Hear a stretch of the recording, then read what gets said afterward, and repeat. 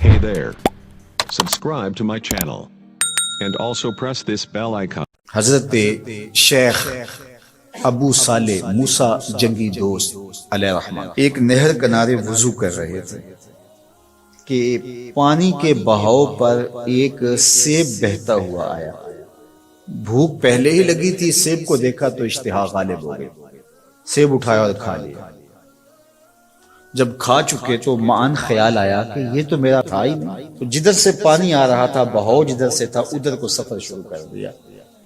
تھوڑی دیر چلنے کے بعد دیکھا کہ ایک باغ ہے اور اس میں سیب کے درخت ہیں اور اس کی شاخیں پانی کی طرف جھکی ہوئی۔ مالک باغ کے پاس گئے، کہا کہ آپ کے باغ کا کوئی ٹوٹا ہوا سیب اور میں کھا بیٹھا ہوں، تو اس کی قیمت مجھ سے لے لیجئے یا مجھے معاف کر دیجئے۔ تو مالک باغ کا نام تھا عبداللہ صومعی، اور وہ بھی زاہد، نیک اور پارسا۔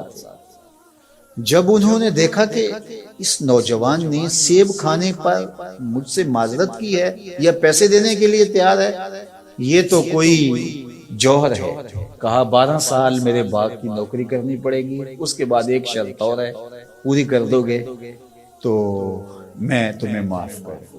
کہا ٹھیک ہے، 12 سال نوکری کرتے رہے۔ کہا اب دوسری شرط ہے کہ میری ایک بیٹی ہے جو آنکھوں سے نابینا ہے، کانوں سے بہری ہے، زبان سے بول نہیں سکتی، اپاہج بھی ہے، چل نہیں سکتی، اس کے ساتھ تمہیں نکاح کرنا ہوگا۔ کہا یہ بھی منظور ہے، نکاح ہو گیا۔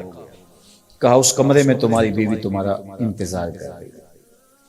جب کمرے میں دیکھا تو ایک صحیح الاعضاء خوبصورت صاحب جمال خاتون منتظر تھی۔ سمجھا غلطی لگتی ہے، واپسی جلدی سے پلٹے اور اتنی تیزی سے پلٹے کہ دروازے کی چوگاٹ کے ساتھ سر لگا اور سر پھٹ گیا اور خون بہ رہا اور واپس آئے۔ تو شیخ عبداللہ صومعی کہنے لگے کہ کیا ماجرا ہوا؟ کہا کہ وہ کوئی اور خاتون ہے، جو نقشہ آپ نے بتایا تھا وہ تو نہیں ہے۔ کہا وہی میری بیٹی ہے اور آپ کی بیوی ہے۔ وہ بہری اس لیے ہے کہ آج تک اس کے کانوں نے غیر محرم کی آواز نہیں سنی۔ وہ نابینا اس طرح ہے کہ آج تک اس نے غیر محرم کی شکل تک نہیں دیکھی۔ اپاہج اس لیے ہے کہ وہ غیر محرم کے لیے کہیں چل کے نہیں گئی۔ اسی طرح باقی جو چیزیں بتائی تھی ان کی تعبیر بتائی۔ کہا وہی تمہاری بیٹی۔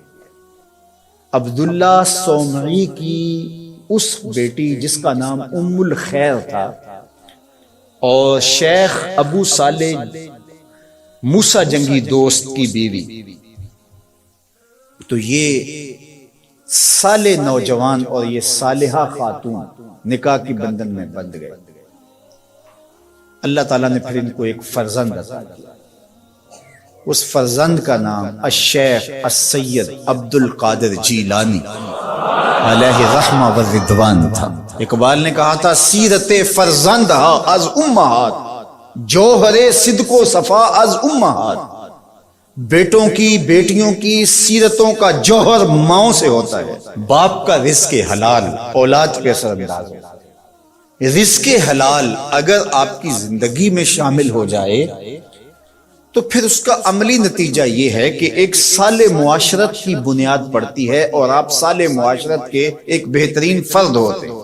جس طرح رزق حلال نسلوں میں سرایت کرتا ہے اس کی برکت، اسی طرح سچائی اگر کسی معاشرے کے اندر پیدا ہو یا کسی فرد کے اندر پیدا ہو تو سچ اپنا راستہ بناتا ہے۔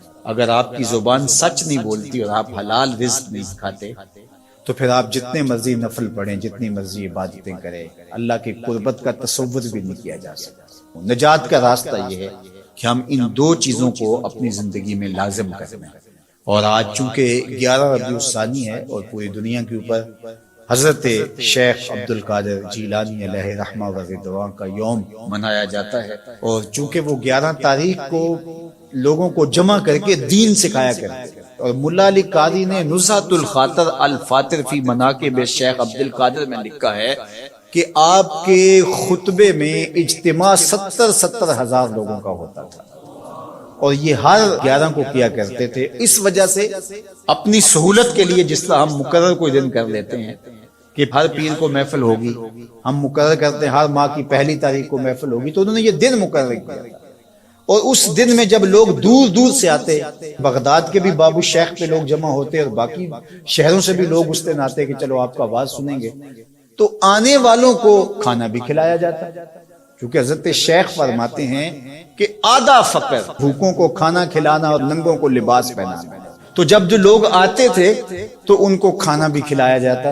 اب لوگوں کو صرف کھانا یاد رہ گیا ہے، اور جو واز کیا کرتے تھے، جو اس اجتماع کی روح تھی جس کے لیے سارے لوگ آتے تھے، وہ ہم نے بھلا دیا۔ تو ہم عمومی طور پہ رسم پرست ہو جاتے ہیں، روحیں ہم سے رخصت ہو جاتی ہیں، جو بھی چیزیں ہوتی ہیں ان کی روحیں ختم ہو جاتی ہیں اور ان کی رسمیں باقی رہ جاتی ہیں۔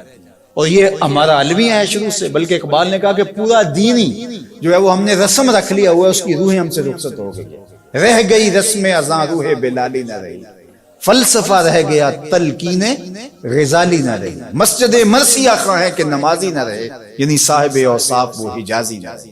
حضور نے ارشاد فرمایا لا یبقى من الاسلام الا اسمہ ولا یبقى من القرآن الا رسمہ، مساجدہم عامرۃ وہی خراب من الہدی۔